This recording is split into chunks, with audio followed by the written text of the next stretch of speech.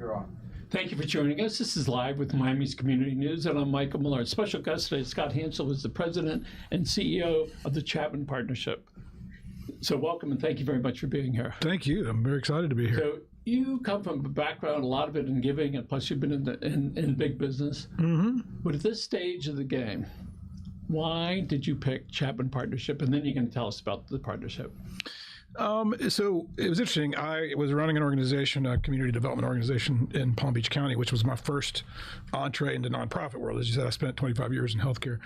Very happy there. Things were going great. We were making a lot of progress, building homes and I got a call from Chapman, and at first it's like, I'm pretty happy where I am, and Miami, great, but I'm pretty happy in sleepy Palm Beach County. But then I started to really, look. I've been part of what I've been on this journey. Even from a child, I think I was fairness and justice were things that were really important to me. And when did you recognize that? I think probably later as an adult. I knew that I was raised that way. My parents were like that, but also had a little bit of an inferiority complex about growing up in a rural small town. When I went to college, I felt out of place, and felt like I wasn't quite ready for that kind of big city. But I think it took me later in adult life to understand why I would get angry about things that I felt were unfair, why I always, cheered for the underdog in everything that I did. And so that's what led me to nonprofit to begin with. Homelessness was a very different thing. So I wasn't sure when I got the call from the Chapman folks, and they were looking for a CEO. And I came down and first of all, I would say I met the board and I saw what an important, powerful, connected board that Chapman had, and people that had been there a long time. And they started to tell me the story of Alva Chapman, and how Alva Chapman, was this extraordinary business person in the community, this extraordinary personality that just saw this issue of homelessness and said, I got to do something about it, and brought together this group of people of business leaders and public officials, and got this created this extraordinary organization. And that was fascinating to me. I was taken by that, first of all, and then the second part is when I walked through the campus and I saw the faces of the people that were there, my understanding of the type of person that's experiencing homelessness changed completely, because I saw women and children and young people and elderly people that I would pass in Publix or pass on the street and have no idea of their circumstance and had no idea that they were in this place. So I would say my sense of fairness and my sense of justice really kicked in. I saw this staple, powerful organization that had been here and had done extraordinary things, and so that's what led me to come to Chapman. So Chapman is the premier organization that helps people that are homeless. Correct. Right. What role did your wife play in you doing this with the homeless? Her first question was, are you sure you want to do this? Because I'm not sure we want to move to Miami, was probably the first question she had. So I need to see where we're going to live first. But my wife has always been extraordinarily encouraging for me. She understands, what makes me find joy and happiness. And I think she saw that this was something that was important to me, and she's always encouraged me. So when you were walking around the campus and you got to look at the people, look at their faces and look where they are, what did you see in their eyes? That they felt there was a great deal of shame and a great deal of as if they weren't seen. Like I remember passing, and when they saw me, they and they still do that. People look at the ground when they pass, when they see someone. And I saw folks that had the same aspirations that we have, the same aspirations for their children, the same aspirations that anyone has, and that is to thrive and find happiness and contentment. But they lost that, and we see that they've lost that hope. They don't feel seen. They don't feel valued, and that drives me every day, is to try to create an environment where they feel dignity and respect and valued and seen. So you see them, as you said, over there looking down when we're at the stoplight, it seems as though the roles are reversed. Where we're looking down, looking away, so we don't actually have to look at them because we're all sort of confused. What do we do? Do we really want to see them? Do we want to help them? And if we can help them, what might that look like? Yeah, I do the same thing, you know, and you know, in those cases, that's a very different. I would say that's a very different person than we see at Chapman. You know, I think that's someone who is on the street because they want to be there. They have a lifestyle that they probably would never come into our center. Because when you come into our center, there's a sense of, you know, accountability. There's rules. You have to be prepared to want to move forward. But I think that there is. I go back to what you said. There is shame on our part, because we're looking at that person and feeling as though, you know, what should I do? What can I do? I don't think it's great to engage them in those situations because it does prolong their time on the street if they're getting, you know, getting opportunities for money or other types of things. We believe we can help people if they kind of drop that shield and come in and be willing to ask for help and to move forward. But you have it's one of your programs is called the Wraparound Services. Yeah. Tell us about that. Yeah. So everybody has a very different reason why they're there, and everybody has a different, we have to approach people very differently. So when people come into Chapman, they get assigned, once they get into the system, they get assigned a case manager that's really their coach. And their coach helps them set a plan. So the coach will help them design their own plan. They're not designing a plan for them. They're like, what are your goals? What are your aspirations? What do you want to do? What's your, where do you want to be? That coach then helps them execute that plan. And when you think about wraparound services, it's like once you have the game plan, you start looking for the resources that they need. Do they need, are there documents that they need? Are there skills that they need? Are there things on the record? A Harvard Business course. It very much is a Harvard Business course. It's meeting people where they are. It's understanding what they want to do, helping them be the CEO of their own lives, and then designing a plan around that. So wraparound is just finding once you have a plan, what are the resources that you need to do to be able to execute that plan? And it may mean people we have internally, or it may mean external partners that we bring in to help that. Yeah. So let's say and how does somebody get involved?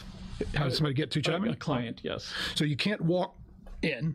It's not a walk-up situation. You have to go through the Miami-Dade County Homeless Trust Coordinated Entry System. So we can help people get connected to that. There's hotline. There's sometimes it's through street outreach. Sometimes it's through the police department. But once they get into the system, then they're assessed for what their needs are, and then based on what their needs are and what available beds there are. So it could be at Chapman. So we're the largest provider of emergency assistance housing, but there are others, there's that also provide that. So if depending on what beds available and what their particular needs are and where they live, then they get assigned. So we get people, we get the phone call from the coordinated entry system so once then they are assigned, then they come to us and then we admit them to the client. They have to be pretty motivated. It's not like it's just you go in, you walk in, and then get swept away. It's a process. It's not by accident. No, it's a very deliberate call to action. And that's absolutely true. And they have to commit to saving money. They have to commit for looking for a job, looking for housing, participating within the system. So they have to be active participants. Most of the 1,000 people right now that are living chronically on the street in Miami-Dade County, which is a very low number compared to many metro areas around the country, yes, are people that really have refused to come into the shelter system. They prefer to be on the street for whatever their particular reason are. But yeah, you have to be motivated, and you have to be interested, and you have to be willing to execute the plan I just described earlier. And typically somebody walks in, or they get in, Mm-hmm. and so they go through a program. Mm-hmm. And after a short period, some period of time, they start to get better, and they start to, seeing that there's a future and the sun's going to rise again. Yeah. Typically, how long is that program? Our average length of stay right now is about 120 days. So you have some people that are there much shorter period of time than that, some that are there longer. It all depends on what they come in with in terms of skill set,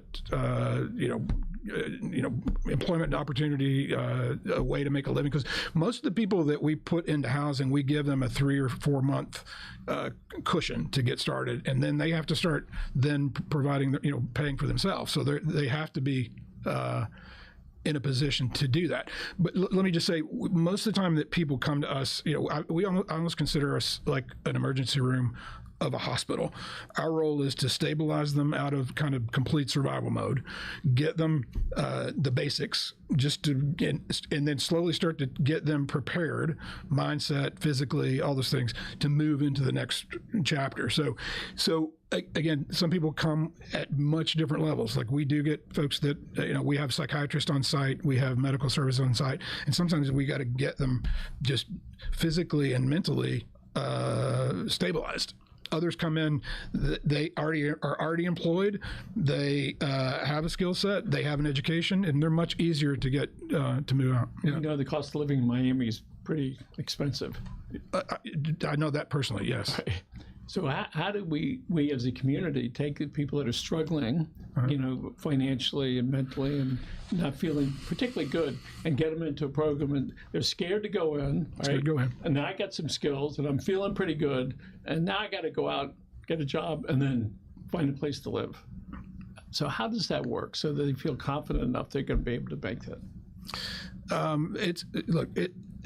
There are complicated reasons why people come, and the solutions are also very complicated. Right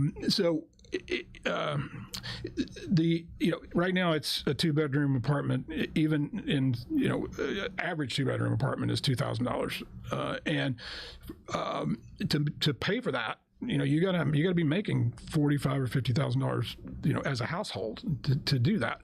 So some of it is, we help them find appropriate housing, but we have to figure out how to get them jobs. And we have a really robust workforce training program. We have a relationships with Miami-Dade College, with the Miami-Dade public schools, to get people certifications and vocational certifications, technical. So we have to help them earn more money, and we have to help them find, a housing opportunity that they can realistically afford, which, as you said, is getting extraordinarily more difficult. And then we usually have access to, through the Miami-Dade County Homeless Trust, through HUD, through the Public Housing Authority, we sometimes can get vouchers that really help provide that subsidy, that give people a runway so that they can build up slowly. But it takes a lot of pieces for that person. And again, every person is a little different, but it is, we have individual donors that help provide some of those services for people. But the other part of it, I will say, it's living wage, it's housing, but there's a study done by a Harvard economist named Raj Chetty that described the fact that economic mobility is determined more by your relationships across socioeconomic classes than it is education, than it is anything. So one of the problems that a lot of these folks have is they wind up at Chapman because they didn't have a social network. They didn't have a social backstop. And so the other part of that is, how do we connect them to people once they leave, and maybe while they're there at Chapman, that can help them through, that can mentor them, that can, provide, financial literacy coaching and training. There are other organizations out there, like Branches is another great organization that does financial literacy and holds people by the hand and helps them through. So it takes multiple touch points throughout that person's experience for them to not just survive, for them to be able to thrive and move forward. It's not just a one-time occurrence. They come to Chapman and then they're gone and they're okay, right? Why does your staff stay with you? What is it about that environment that they stay? It has to be their purpose. I mean, I think it has to be what they feel like that they're called to do. I mean, we have several people that have been with Chapman almost the entire 30 years, and they will always tell you, it is because they are connected to the people, they're connected to the work. Like any organization, there's a lot of, particularly in the social services, mental health space, it takes a toll on the caregivers. It takes a toll on, because you hear these stories over and over, and sometimes it's frustrating. And so some people make it, long term. A good chunk of people make it for a couple, 3 years, and then say, I've got to do something else. But we have probably, I'm going to say 30-40% of our staff that have been there 5+ years, and many have been there 15+ years, which is still extraordinary to me. And I will say, and I hate to say this, and we're trying to work on this, but not for a great deal of money. And probably many of the people that work for us don't look altogether different than the clients that they're working with. And so this is more than a calling. It's much deeper than that. I think it's, and for me, it absolutely is a vocation, and I use that term specifically. I feel like it's, in my case, a part of my ministry. I mean, I have a very deep faith, and I think it is where I'm supposed to be. I think everything I did prior in my life led me to this time, and I think a lot of people feel the same that work there. You know, if we're lucky in our lives, we get to that point to where you can achieve this self-actualization. Right. And not too long ago, I was talking to a priest, and I said, I've had a few self-actualizing moments. And he said, well, congratulations. And I said, and I asked myself the same question in 2024 as I did when Hurricane Andrew destroyed our house and people started giving us stuff, food and gifts. I said, back then, what did I do to deserve this? So go forward 30 years until recently. And as I stood there like this, I was able to answer it. Because we do good work. And that's why you get to enjoy this stuff. And we understand that we in this arena can impact. It's just not the client. It's their whole unit, their whole area, their whole family. So you're changing lives. And so right now with Chapman, if somebody needs to or wants to go to a place, what would be their first step? To Chapman or to? They don't know where they're going to go. They just said, I need some help. What would that look like? Yeah, I mean, I think the first step is what you just said, which I need some help, and I'm willing to do what I need to do to get help.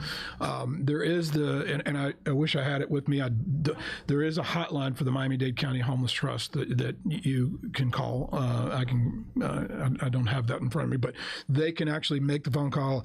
That they will get triaged. They can call Chapman and we can connect them. The people that your clients that go, is it typically somebody else that helps them make that first step? Yeah. Come on, Uncle Joey, let's go.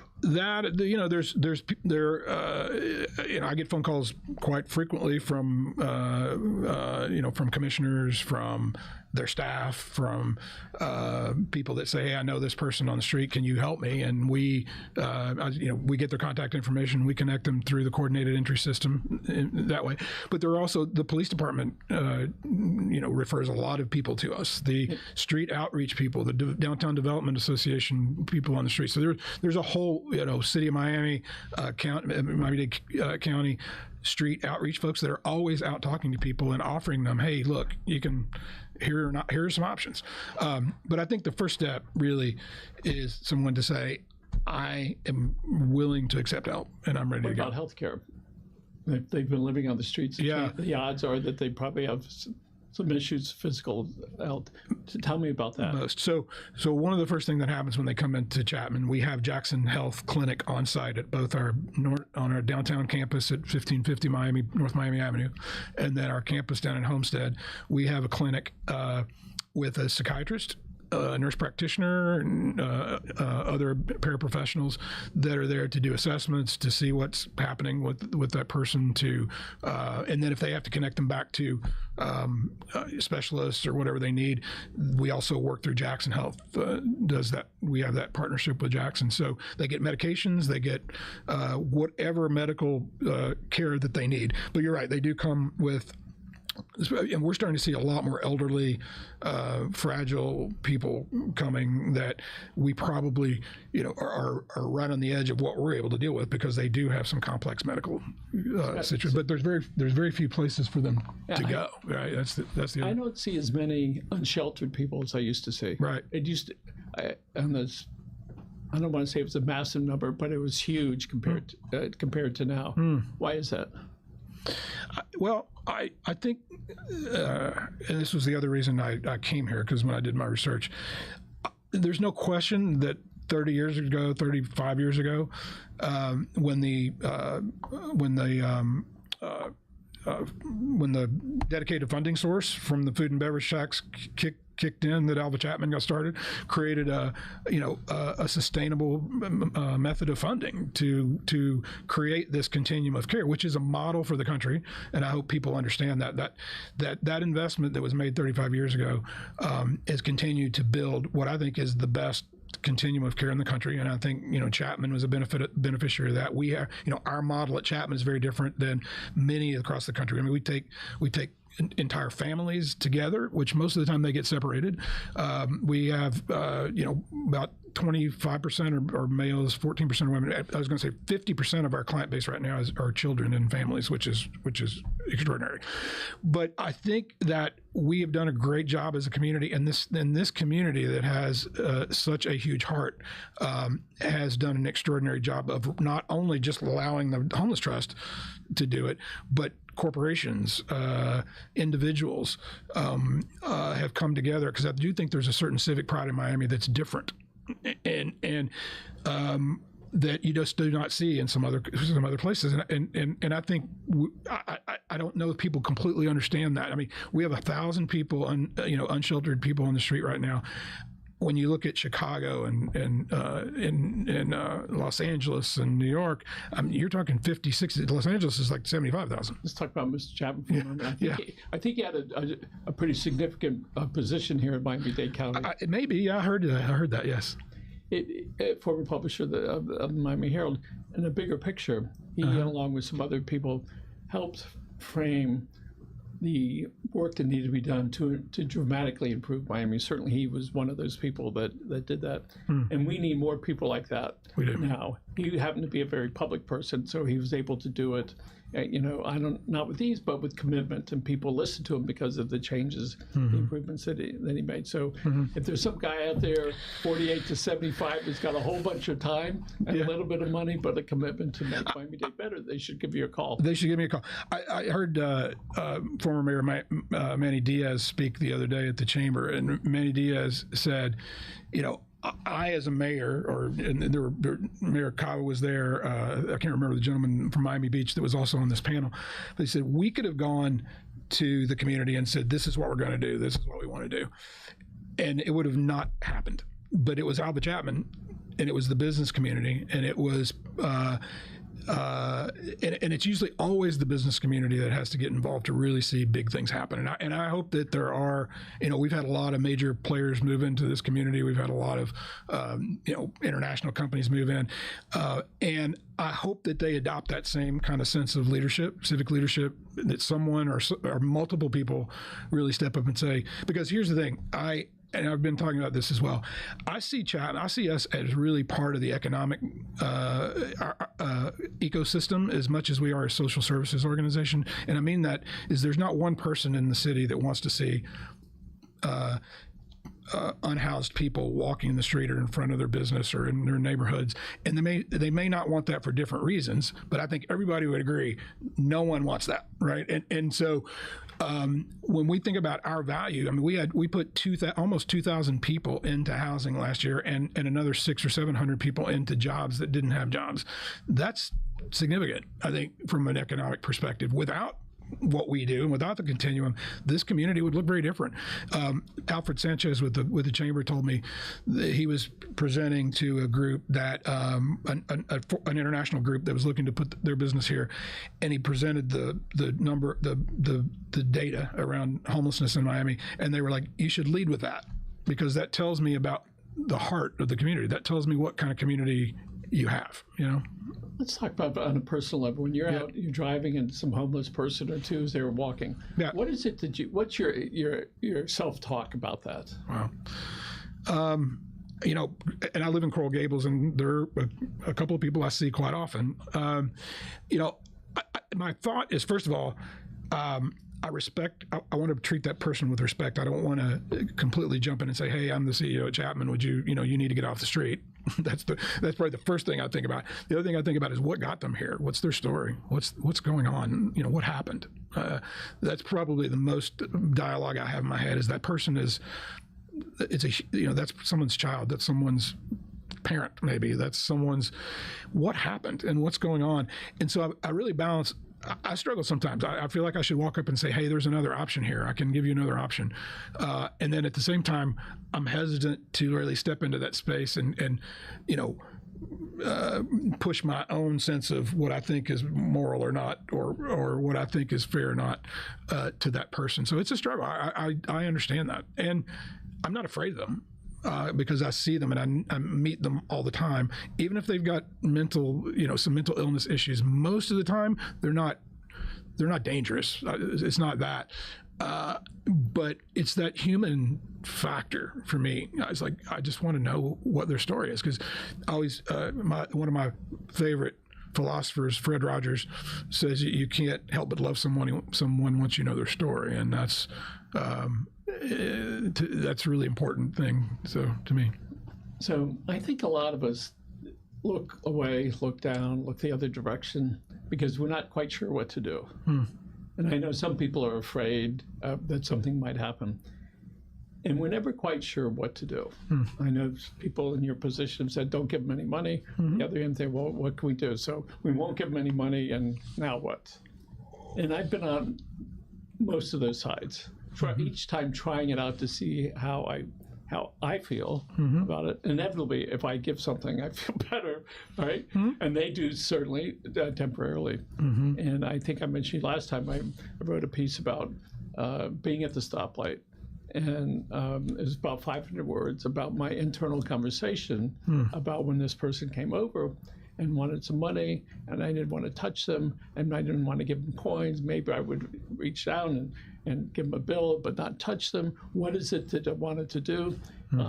So I'll just reach my pocket, whatever it is, a $1 bill, a 5 or 10 or 20. Well, I'm thinking, oh, might be a lucky day. Maybe I got 100 down there. No, you don't want to do that. Meanwhile, I'm looking at the light. You got 5 seconds left. So I wrote this piece, which took, 8 or 10 minutes to read it. And then finally, I said, as I ended it with, "Oh, the light turned green, on to my next lesson." And I think each of those times when we see somebody out there, we should explore how we feel about it, because it's going to help us get centered, and maybe there's something that we can do each time. I share your same. I do the same. I mean, I should write it down. I think that's great. I will tell you though, for people that are listening, I would venture to say that almost every single person you see on the street like that, somebody has actually. I mean, the police, the trust, they know who those people are. They've talked to them 100 times. And many times they're not ready. They're not going to go. They refuse to go. What I will say is the people we have at Chapman are eager and hungry to grow as a person, to have their kids in a better spot. If you really want to get involved, and I would highly recommend, and we love to have this, come and talk to people, because there you can come in a space that's safe and curated by us, and there are mentorship opportunities. There's chances to get to know. We have corporations every day coming in serving. They come in and just serve meals and talk to people and get connected. It's that proximity and getting looking somebody in the eye and having a conversation with them that will change your mind about things. Sometimes when people will complain about, "Oh, there's people," I said, "Listen, but for the grace of God go I." Absolutely. And so we're very fortunate that we had a support system all the way there. And speaking of support system, we're going to be wrapping up here. Sure. But I would like you to look right into the camera over there, and Gerald's going to and you're going to go over there. And this one right here. This is a good time for you to, if you're interested, thanking some of your mentors, the people that you've been very happy with. And if you want to mention my name, that'd be great. Yeah. And if they've passed already, this is your time, Scott. Yeah. Well, I have a lot of mentors. That's a great question. Wow. my biggest champion and partner and a person that been through so many battles with is my wife, Robin. She's been an extraordinary person in helping me figure out who I really am and calling me out and showing me my blind spots and encouraging me and always encouraging me. So I would say she has always been my best mentor.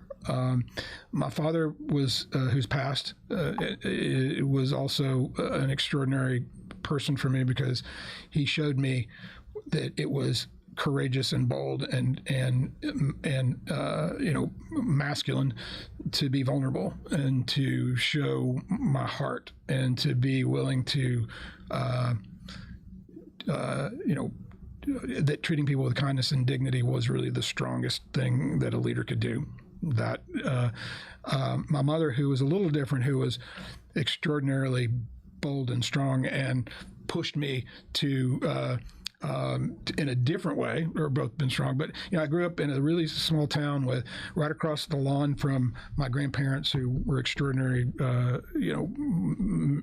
meaningful people in my life, and I'm really thankful that I grew up in a 3,000 person town with no stoplight and could walk to all my friends. That I don't know that I don't want to live there now, but it was a powerful thing for me.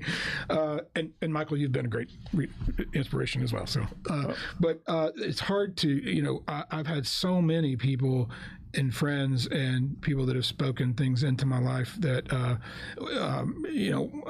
that's hard to mention. I do want to mention one person though, in the context of this. I met a man a few years ago. This is why I'm probably doing this. I was asked to be a mentor for a man who was homeless, and he was looking for some help, and he was, and I started meeting with him, just trying to help him a little bit. And this was a guy that was reading Chaucer and John Stuart Mill and living in a tent behind a storage unit. And brilliant and smart and an alcoholic who didn't want to give up his lifestyle.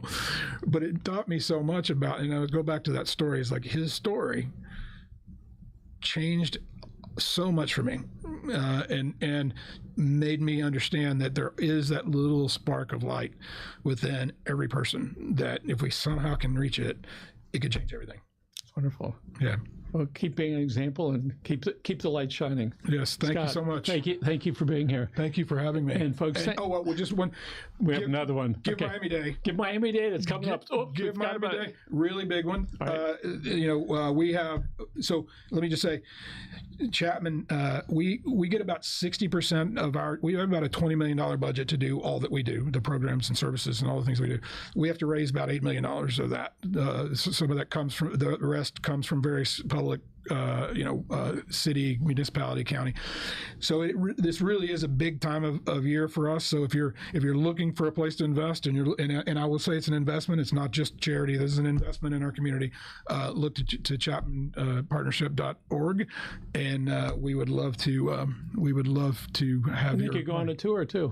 Yeah, and they could call you up. They can go on a tour. I'll take them on a personal tour. Yes, absolutely. That's wonderful. Absolutely. Thanks for saving lives. Appreciate it. Thank you so much. And many thanks to your wife. Don't go anywhere. Thank you. Folks, thank you for joining us. Remember,